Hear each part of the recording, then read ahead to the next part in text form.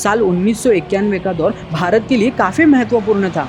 ये दौर भारत के लिए आर्थिक प्रगति और उम्मीदों की नई पहर लेके आया था। लेकिन इसी समय भारतीय शेयर बाजार में भारी गिरावट देखी गई। अचानक आई इस गिरावट ने देश को एक नया आर्थिक झटका दिया।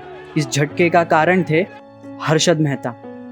जी हाँ, इन्होंने भारतीय शेयर बाजार में एक दो नहीं बल्कि 4000 करोड़ का घोटाला किया। आप समझ सकते हैं उस वक्त 4000 करोड़ कितने होते होंगे। इस घोटाले को जानने से पहले जानते हैं हर्षद मेहता के बारे में, जिनका जन्म 29 जुलाई 1954 को पनेल मोटी, राजकोट, गुजरात में हुआ था। लेकिन उनका बचपन मुंबई के कांदिवली में गुजरा। एक अकेले इंसान ने भारतीय अर्थव्यवस्था को पूरी तरह हिला दिया था। 1990 में शेयर बाजार तेजी से बढ़ा, जिसके लिए हर्षद मेहता को जिम्मेदार माना गया और उन्हें बिग बुल का दर्जा मिला।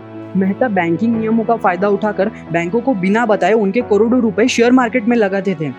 मेहता दो बैंकों के बीच बिचौलिया बनकर 15 दिन के लिए लोन लेकर बैंकों से पैसा उठाते थे और मुनाफा कमाकर बैंकों को पैसा लौटा देते थे।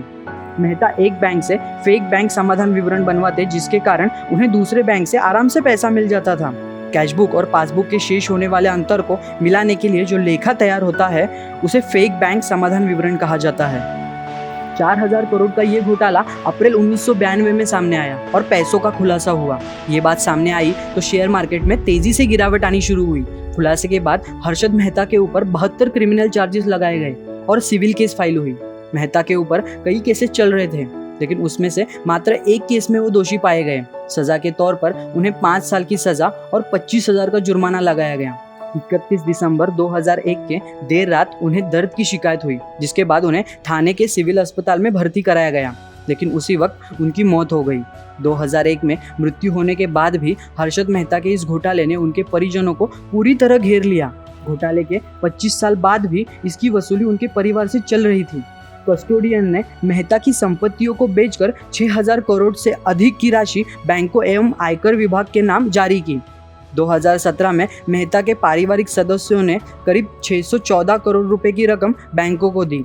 इस घोटाले के बाद से सेबी को शेयर मार्केट में गड़बड़ी रोकने के लिए विशेष अधिकार दिए गए। भारतीय शेयर मार्केट में हुए इस घोटाले के बाद हर्षद मेहता के जीवन पर किताबें लिखी गई। अभिनेता अभिषेक बच्चन की द बिग बुल फिल्म भी हर्षद मेहता के जीवन पर आधारित है।